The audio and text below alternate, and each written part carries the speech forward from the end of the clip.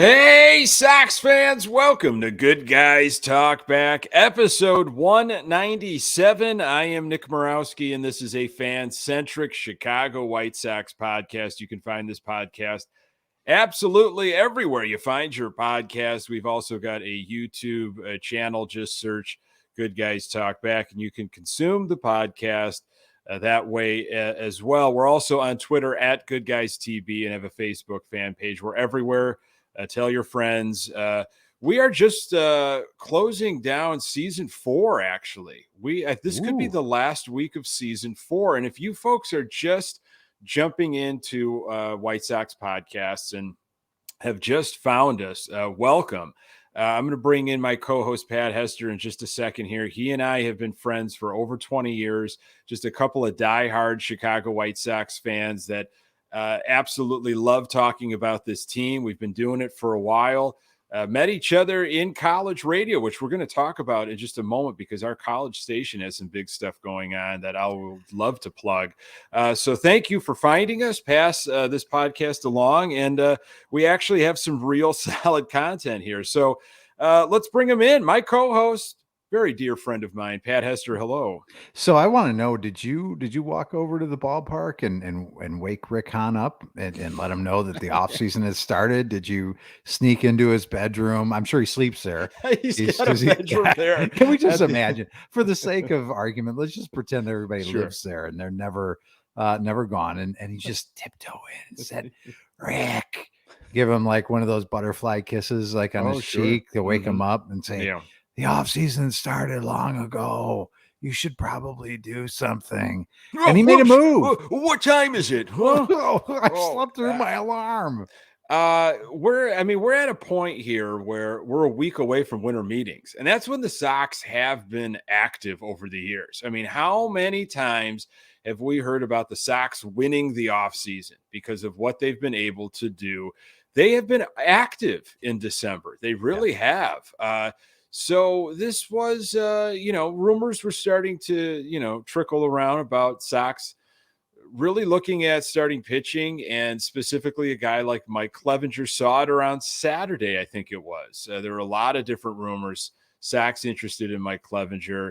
And, everybody's got an opinion about this guy because we'll talk about some of the stuff that he's been involved in and the travels he has had from Cleveland to San Diego. But it all materialized here on Sunday, and the Sox sign starting pitcher Mike Clevinger to a 1-year deal.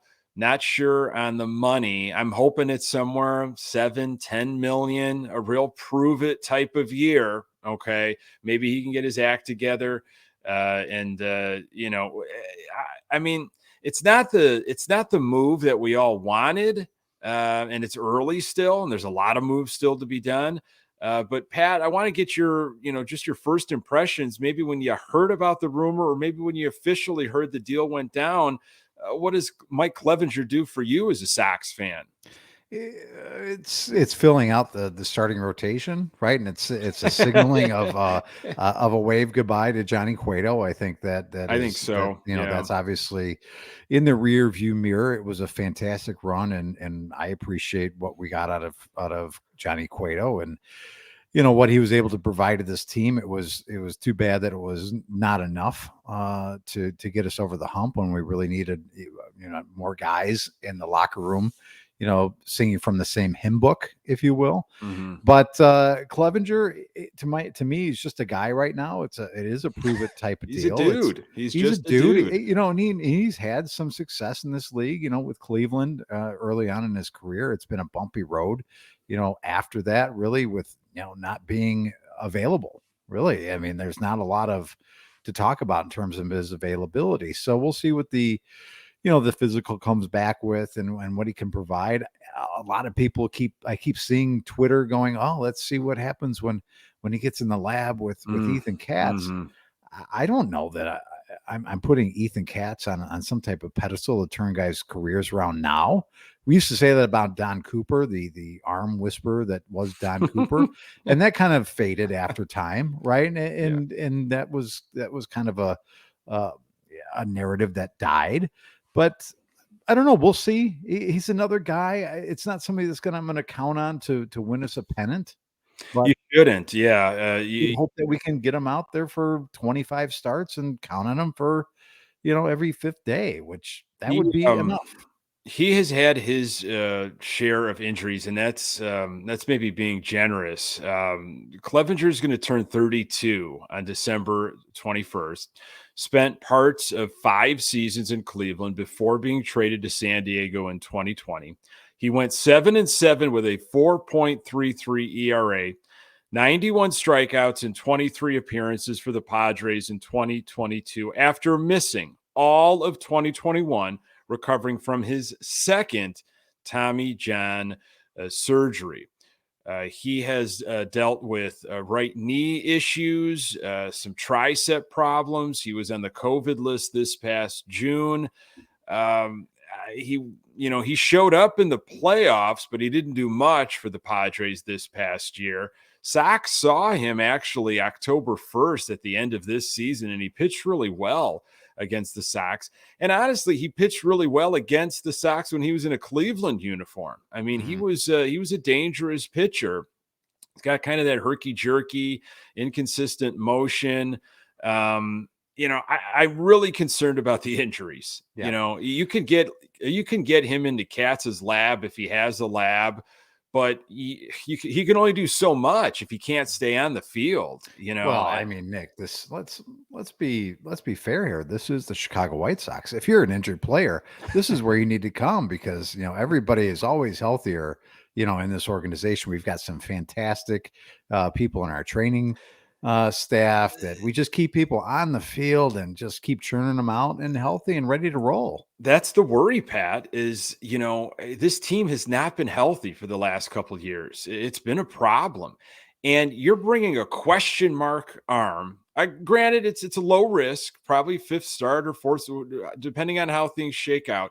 You're bringing him in to a starting staff that has a lot of question marks. Yeah. I mean, Giolito is trying to reinvent himself after whatever happened. Yeah, again, in 2022. Okay. Lance Lynn's not getting any younger. He's dealt with knee problems. He's dealt with issues this past season. Kopech rehabbing from a knee injury, which we're being told he should be all systems go by spring training. Dylan Cease is your only guy that has pretty much zero concerns. I mean, you always have concerns over pitchers. I mean, but right now I'm like, Dylan Cease, you've been taking the ball. You're the second in Cy Young voting. You're where we want. You're our ace. Yeah. We have a lot of question marks. So you're bringing in Clevinger as a reclamation project. It's better than Vince Velasquez, I guess. Yeah, but this is so on brand for the Chicago White Sox, right? It really let's see if we get lightning in a bottle, get a guy motivated and can provide something. Sometimes it actually does work out for this team that way. Again, it worked out in just my brief example for Johnny Cueto. We got more out of Johnny Cueto than I think anybody would have thought when we signed him to that minor league deal for $4 million or whatever it was. But let's not also get too hot and bothered over it, where you like the move or don't like the move. Let's not let this move determine our feelings on the offseason so far. It's an incomplete test right now for the Chicago White Sox, and this is the first move. We would have liked it to be something more, a little splashier, something a little bit, we can sink our teeth in a little bit more, get excited about.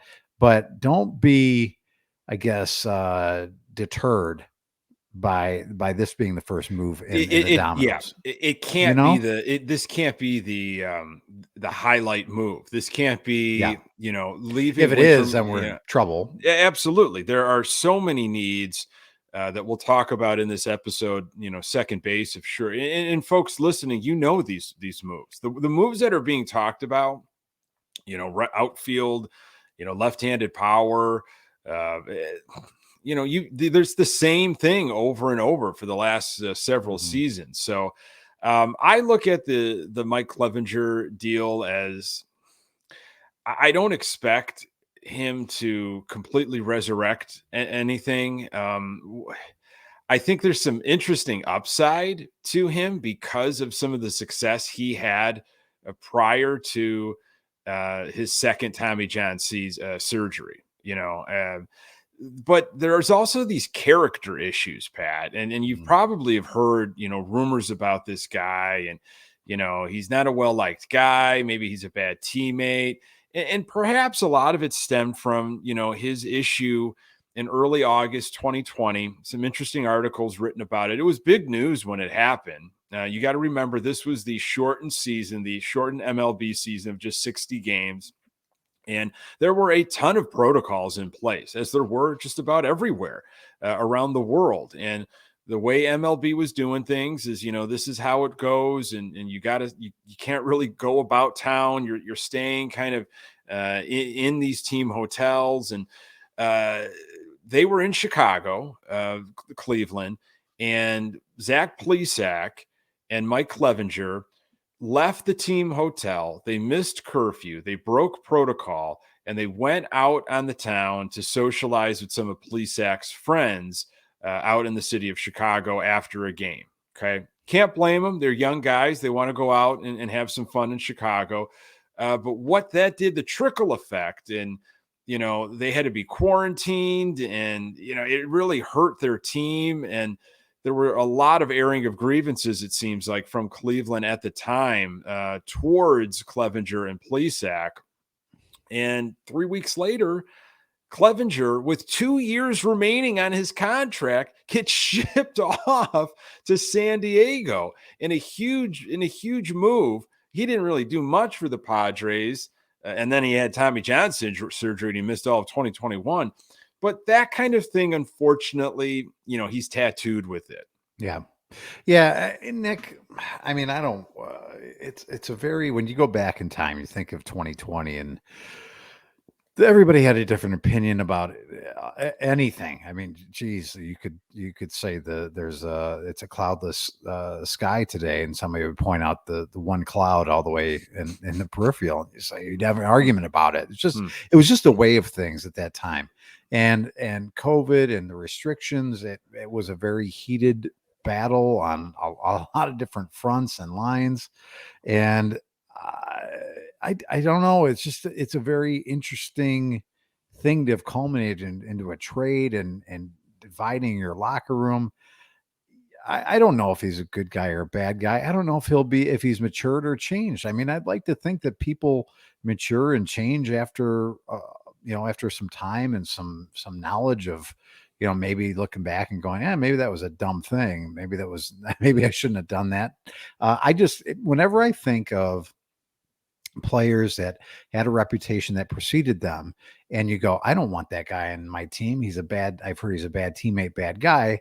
The guy I always think about is AJ Pierzynski. I didn't want AJ on this team. He was an awful teammate, apparently, with the Giants organization. He was a jerk when he was with the Twins. What kind of a guy are we bringing in here? And you fast forward, and you have one of the heroes of winning a world championship, and a beloved player on the South Side in terms of the fan base. So can people, change? Yes, they can change. Will they always be a jerk or a bad teammate? Or is it just you were a jerk or a bad teammate to a loud enough audience to that kind of stuff gets out, and then that's the reputation that you have? Obviously, he's not a bad teammate to Plesac, right? If you ask Zach Plesac, he probably says, he's a great guy. Yeah. But absolutely, that's just what it is. It shouldn't define him. I think he would admit that it was a mistake, and I think he's tried to move on. And it's something like that. And during that time, it obviously affected that franchise, though. And they felt a certain way about him. You got to feel, you've got to feel that is just eerie. That all of a sudden he's being shipped over to the Padres in a huge deal. I mean, Cleveland got back Quantrill and Josh Naylor in that deal. There was a big, exchange. So aside from character, though, okay, because you're right. I mean, you got guys like AJ Pierzynski. I mean, Nick Swisher is the one that you want to think about. Like, you hear a lot of rumors about that guy, and he really didn't do anything, and he was probably more bad than good, and he did not last very long. So if you produce, though, if you put up the numbers, if you return to form, you start getting looked at a different way, I think. I just don't want it to be detrimental to any other free agents that might be on the fringe, hypothetically. I'd like to go to the Sox. Yeah, that would be their agents having a conversation with them. Well, the White Sox are, looking into what you've got, what your interest is. Oh, they just brought in Clevinger. I don't know how players think that way. If players are like, hey, money's money, you're going to pay me. I'm an adult. I'll figure this out. We'll be separate. I don't know how that works. Yeah, I don't know. And I don't know if it's different too for pitchers versus position guys, right? Yeah, I mean, the pitchers are there all the time. It's not like they leave for 4 days and come back just on their 5th day. But, I just think the pitchers are clicky, man. They could be very clicky. And I think that group has to be really tight, more so than the everyday guys that are around each other. I think if you can make it work just with that pitching staff and just with those 5 guys, and those guys motivate each other and have each other's backs, I think it can work. And again, you're going to have groups within a locker room that are not everybody's going to like each other anyway. So it's impossible to say, well, we've put a group of 40 guys together. We're going to whittle it down and have the best, what is it? It's going to be 26-man roster, and everybody's just going to be great and love each other all the time. That's not realistic anyway. So I don't know. I think it's more of a wait and see thing, Nick. And I don't get too hot and bothered with the, bad teammate, bad locker room guy. That could just be a very loud minority. Yeah, I'm not putting a ton of stock into that. It is, it is a thread to follow. There's something there. There's a bit of a history with him. And I think there are more stories you could kick up if you wanted to go down those rabbit holes. In terms of production, though, his numbers mediocre this past season. He's got a lot of injuries. He brings some baggage. I'm not terribly excited about it. They're addressing starting pitching. We'll see. I'm interested to know eventually what the dollar amount is. And it's low risk, hopefully that they can address some other issues. But it's a classic bargain bin hunting for the White Sox. Probably another off season if things trend the way we're hearing that they could trend, where the White Sox don't really go after a big fish in the starting pitching market. Could they trade for that pitcher? Perhaps, but needs like outfielder and namely second baseman are what I think should be some top priorities. Now, there was a rumor that surfaced over the Thanksgiving weekend, and Bruce Levine was talking about it on 670 The Score, that Sox interested in Milwaukee Brewers Kolten Wong, second baseman, left-handed hitter. He's got some power. He's kind of hoping to return to form. Had a bit of a dip recently, but a long-time St. Louis Cardinal. He would really fit into what the White Sox are trying to do, I think, in terms of a veteran second baseman, left-handed power. What could the Sox potentially give up? I'm going to try to talk to the Locked On Brewers host later this week and have him on a Locked On White Sox episode just to pick his brain on what potentially the Brewers might want to be thinking about there. But Pat, Kolten Wong checks all the boxes. Sometimes it's so obvious how come it doesn't happen another White Sox way. Yeah, I mean, Kolten Wong to me would be like, okay, this would be your prototypical, like I can count on that, right? There's very few things that you couldn't really count on a Josh Harrison. You just didn't know. It was like, well, we're gonna kind of make it work, and we're gonna maybe start him, I don't know, half the time, and he'll platoon here, and maybe he'll work with this situation. Kolten Wong's a guy that you can write into the lineup, assuming he's healthy, for 100 30 games. I mean, that's just the kind of player he is, and he should be. He's going to be a well-disciplined, good fundamentals type of guy, run the base as well. He can steal you a bag. He can pop a home run here or there if you need to. And he's left-handed, as you mentioned. So I would be very high on a Kolten Wong being a good piece and a really good fit for this organization in terms of, we don't have really good, sound, fundamental players all over the diamond. And he would be like, okay, I can count on that up the middle. And that's a good move. Again, assuming that you're making a little bit bigger of a splash in right field, right? Again, I've always said, you can sell me on these like Kolten Wongs of the world because I think that's a solid baseball player there, and I can count on that guy.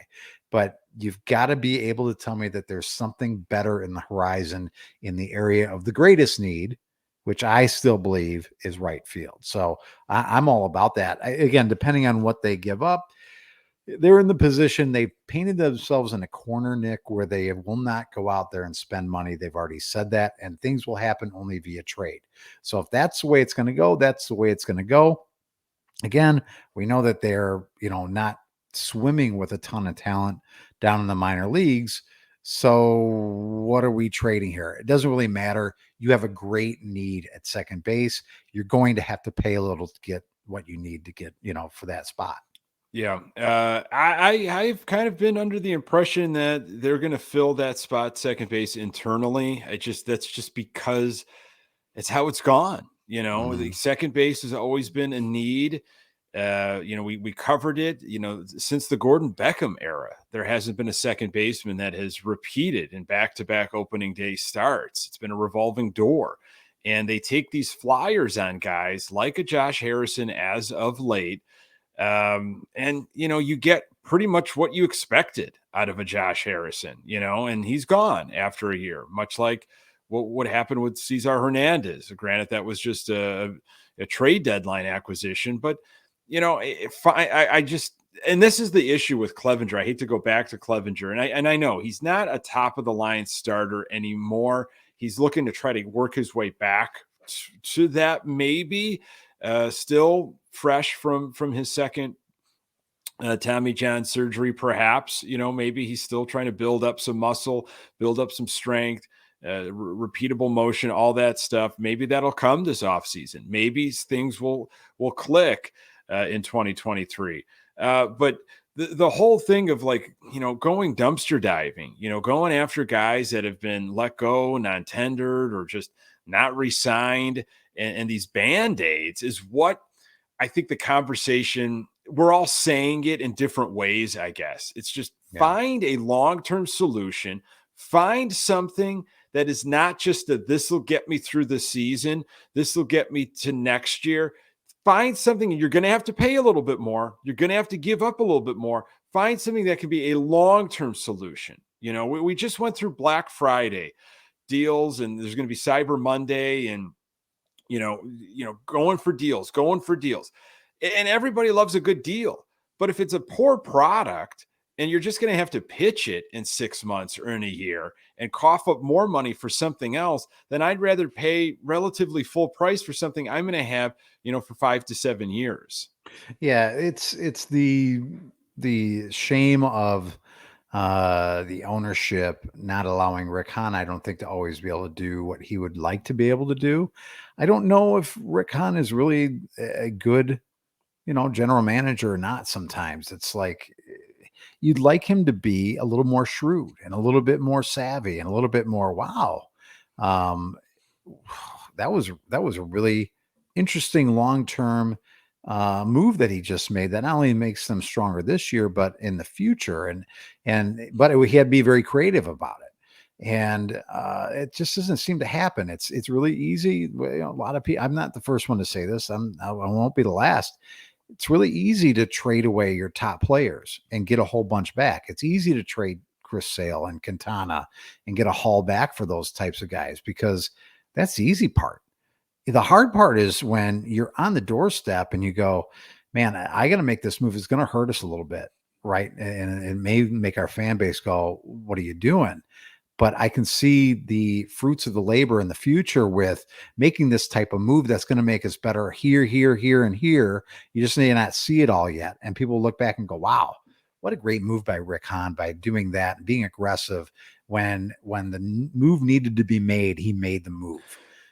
Do you know what type of move I think you're talking about? Maybe you're not, but I really liked it. Was the Lance Lynn move, the Dane Dunning, Lance Lynn? Dane Dunning had a bunch of upside at that time, and I that's thought a good one, Nick. Thank you. That is good. And I thought they sold him at the right time. You know, like he auditioned a little bit during that season. And he was still coming off, a bit of an injury. He hadn't been full strength. But what we were seeing as Sox fans was exciting. Like, wow, wait till this guy can actually go deeper into a game.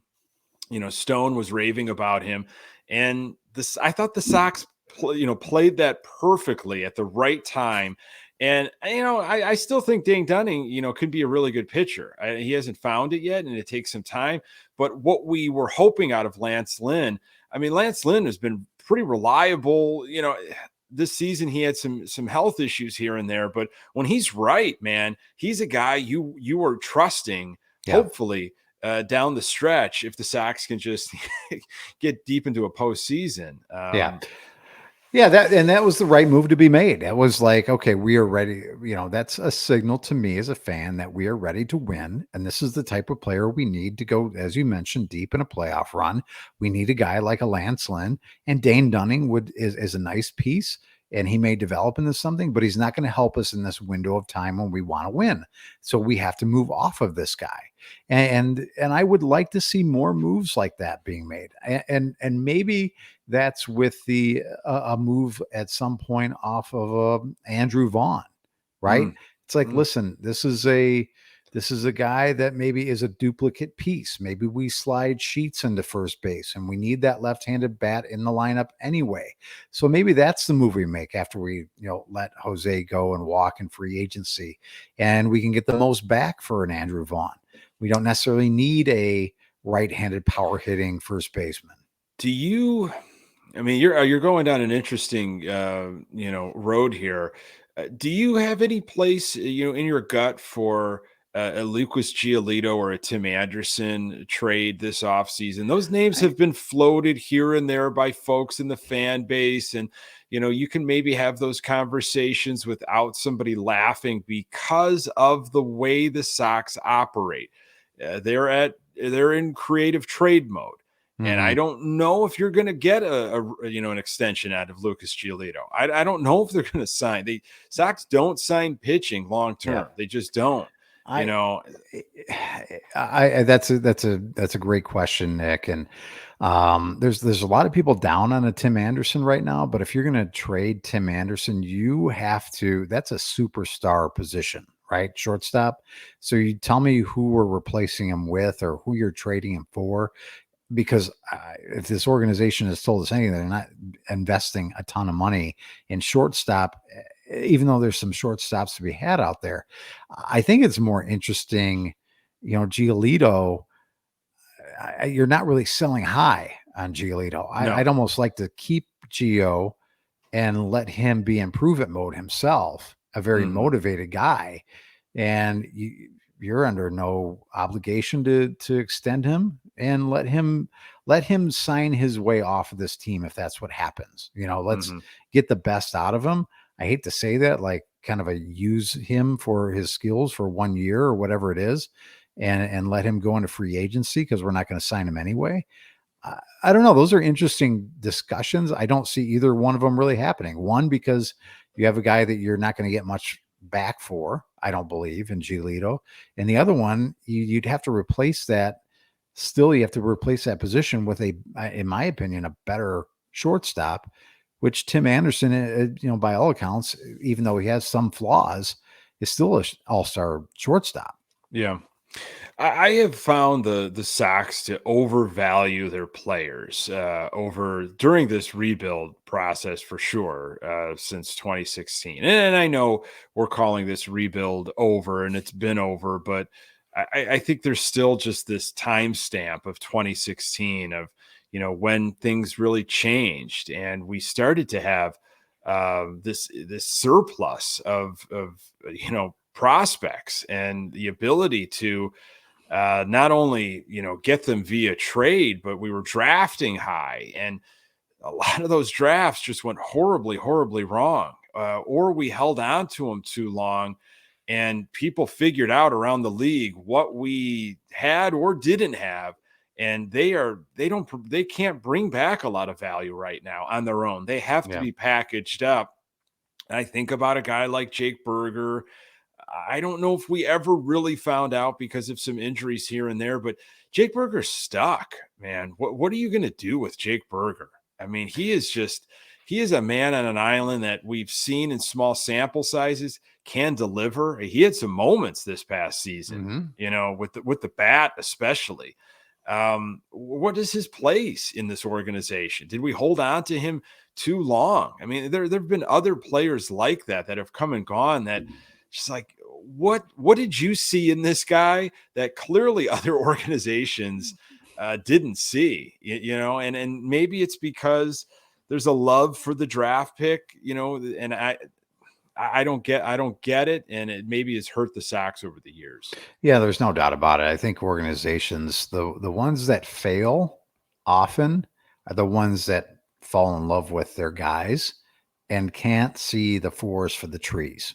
If I'm using that expression correctly, it's like, listen, we love this guy. This guy's a very modern expression too, Pat, which I appreciate. Okay. Yeah. Awesome. But it's like you have to put the blinders on, and you have to go, okay, I'm just going to look at this guy on an Excel sheet, and I'm going to go, this is what he can do, and this is what he's done.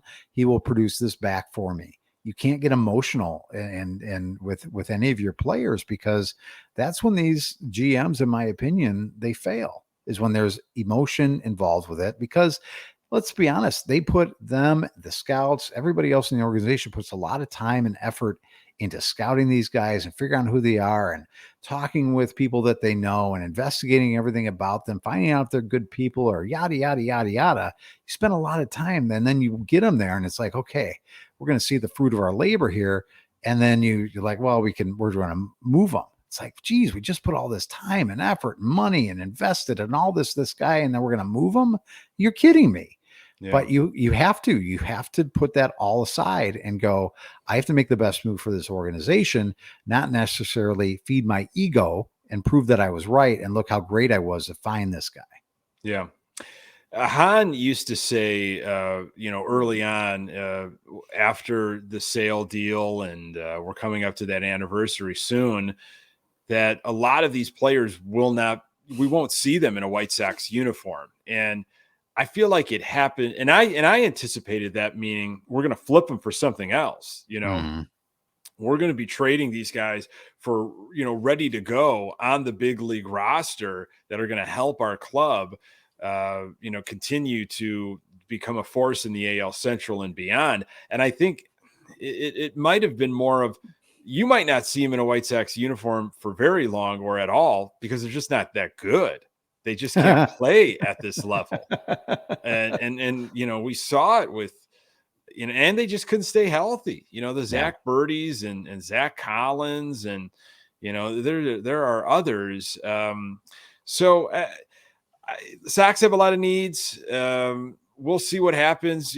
Winter meetings are where deals can get done. We've seen a lot of trades that the White Sox have orchestrated in December, early December, later in the year. And last year was weird with the lockout. So it starts December 4th, I believe, in San Diego. And which one of us is on assignment for that, to go to the winter meetings? Is it you or I can't remember? It's my year for it. Well, it's always seems like wouldn't that be nice though, Pat? Wouldn't it be really great if MLB started to really pay attention to independent podcasts and alternative media, and they supported it?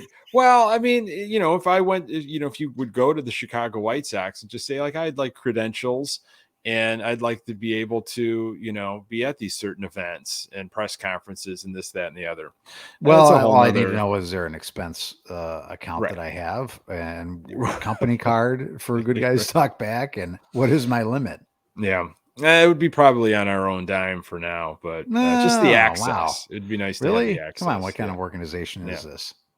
Yeah, we're gonna have some fundraisers to get out there, but there could be a lot going on. Something that's going to happen in March, second week of spring training, when actually games are going on, is the World Baseball Classic. I don't know if you heard about this, Pat. That Yoan Moncada and Luis Robert wanted to get permission to play for Team Cuba, and they were granted permission, as far as I know. So they are going to be playing for Team Cuba in the World Baseball Classic, and Tim Anderson, I believe, will be playing for USA. No. How do you feel about Moncada and Robert playing? No. Not happy, Why? huh? Yeah. Why? Well, I guess it's an opportunity so it'll be fine. It's an opportunity for them to play for their country. That's the World fine. Baseball Classic doesn't happen every year. That's my argument for it. But I'm kind of with you on these guys have not been able to consistently play 100 games in a year, and they're going to go off and I guess you can get hurt in spring training games as well. I don't know what the difference is, perhaps. Yeah, but our guys are always, I don't know. I don't see, you can't sell me as a fan on the upside. Now, for those guys playing for their country, I totally understand why they want to do it, right? But as maybe the owner of the team, I would have a big hesitation on allowing them to play. And I would have a lot to say with whoever's managing that team. Like, listen, you got to tell me that you're not going to wear my guy out. Right. And I get, I get that. I think they've been given the green light. Here's an angle to it, just a spin. Maybe playing, a little bit more competitive baseball. Okay. It's going to be far more competitive than some of the spring training games that they're going to be playing. Maybe that will set the tone early. Maybe that competition, maybe you've been talking to our buddy Steve, haven't you? You're talking about World Baseball Classic setting the tone. It's competitive. Is he in your basement right now? No, he's not. No, we should really get him back on this podcast, though. I do enjoy a good Steve. You see where I'm getting at, though? Yeah. Like, I think the competition is going to be, it's going to be more advanced than some of the spring training games that are going to be going down at Camelback Ranch. I don't know. Maybe it gets them more into game ready mode for opening day. You know perhaps. Whatever you got to do to get yourself motivated, I guess, and get going. Maybe it's the pageantry of playing for your country and the World Baseball Classic. Fine, but for the love of everything good and pure, don't get hurt. And please stretch and hydrate yourselves. Well, that's a given. Can you please stretch out your limbs and your body to prepare for a game? Pat, there needs to be a sign, and if it's not there, maybe it's there. Who knows? It's not being listened to or acknowledged. Like stretch like a champion today. There needs to be. So you want like the ND, like I want I want that sign in the White Sox clubhouse. Stretch like a champion today, that they all have to hit on their way out of the clubhouse onto the field for their pregame warmups. That's what they need.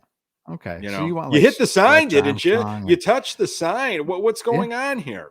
How could you forget? It's right there. We have several signs. Everybody tapped. We have at least 3 signs up in the building. How can you forget to stretch? There needs to be a whole man. And I'll be at spring training this year. I will be going in very early March for a few games, and you better believe I'll be watching the pregame situations. Oh, I know you are. And you're going to be. If anything, I'll be critiquing. Can you phone in? Can you phone in? Give us a live report on the field. I will definitely be documenting what I see in terms of the stretching. Absolutely. There's no better person than the personal rub down guy of the Chicago White Sox, Nick Morowski. Yeah, right. That would be an interesting label in the media guide.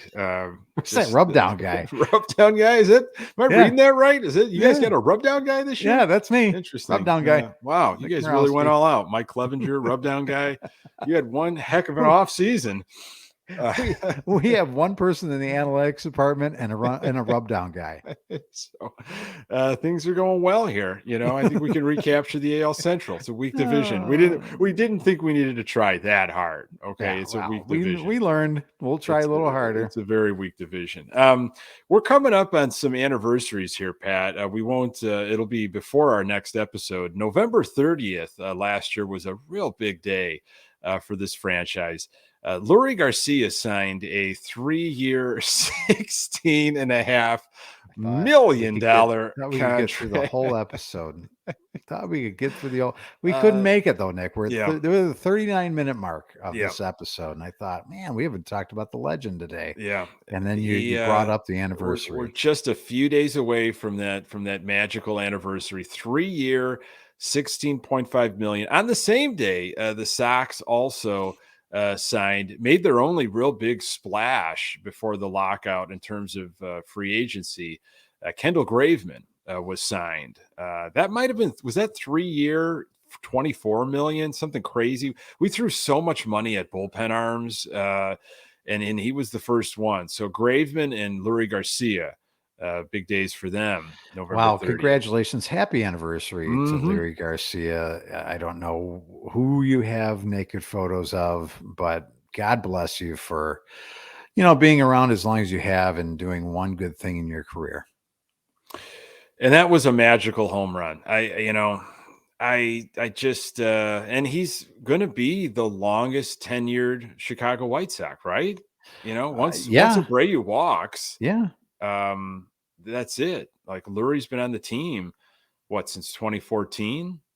I want to say 2013, something like that. I just can't wait for us to have an anniversary or celebration of when that contract is up, and pray to the heavens that there's nobody dumb enough to sign him again.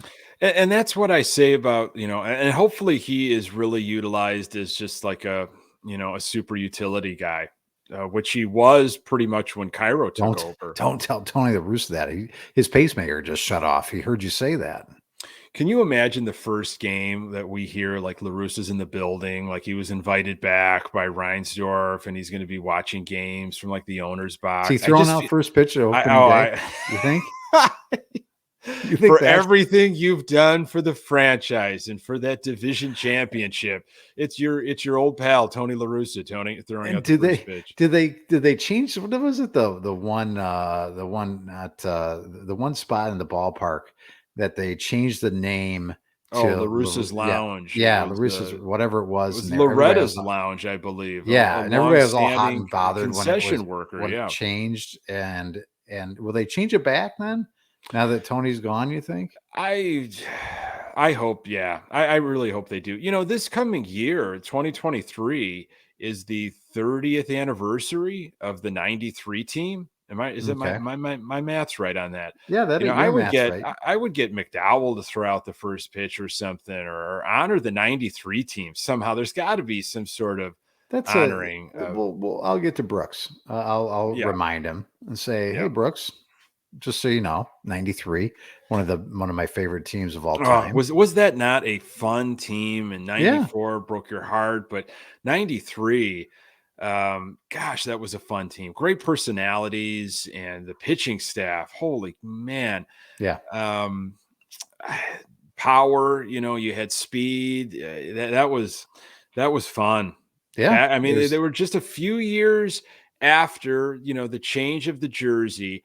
And if folks ever wonder why are you called Good Guys Talk Back? Well, it's a play on, the slogan from that era, Good Guys Wear Black. And, they changed their uniforms. They went to the new Comiskey, and those early 90s teams, that was the saying, Good Guys Wear Black, silver and black are back. It was a fun year. Well, happy anniversary to that team. Yeah. Hopefully, sorry, I had to bring it up. No, I love it. It's a lot of the reason why I'm a fan.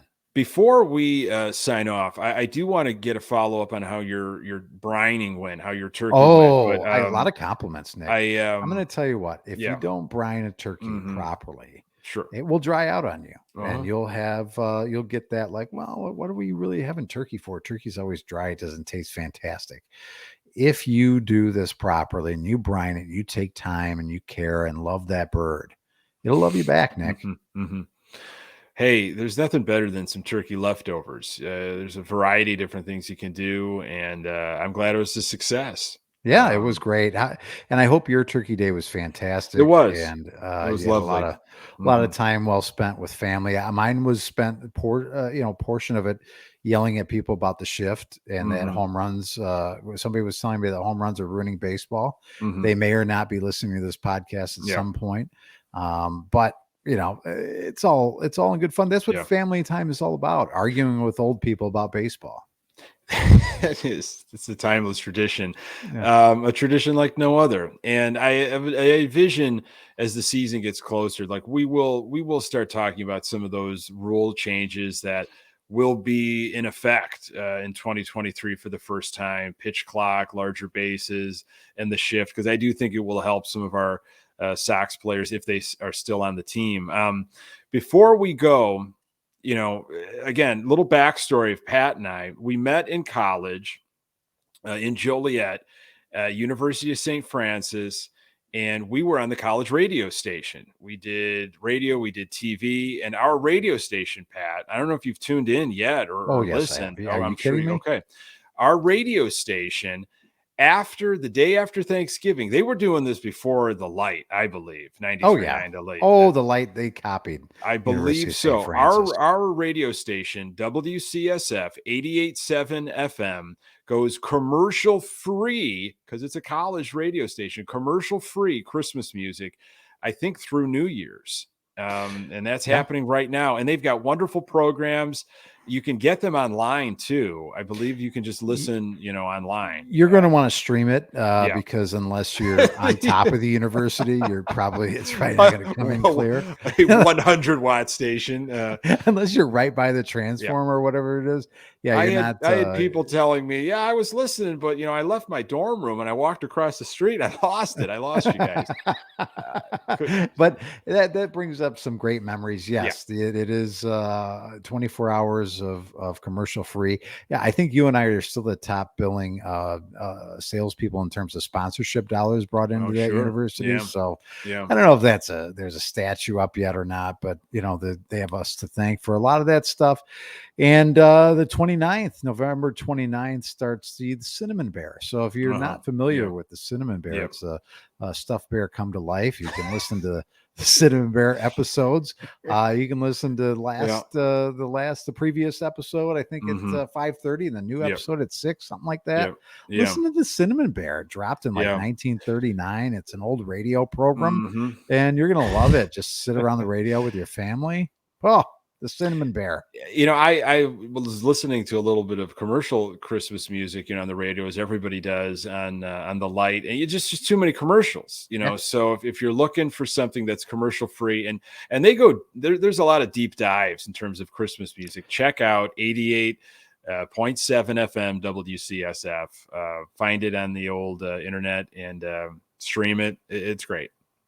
I agree. I second that emotion, Nick. And maybe you and I will pick up a shift. We could. I'd love to go back. Make up a couple bucks. Well, there was a Sunday night shift you did that was Christmas in our town, where folks called in for requests, and it was maybe a 2 to 3 hour program, and that line was busy the entire time with people wanting to make dedications, and it was a well listened to station. It really got you in the Christmas spirit.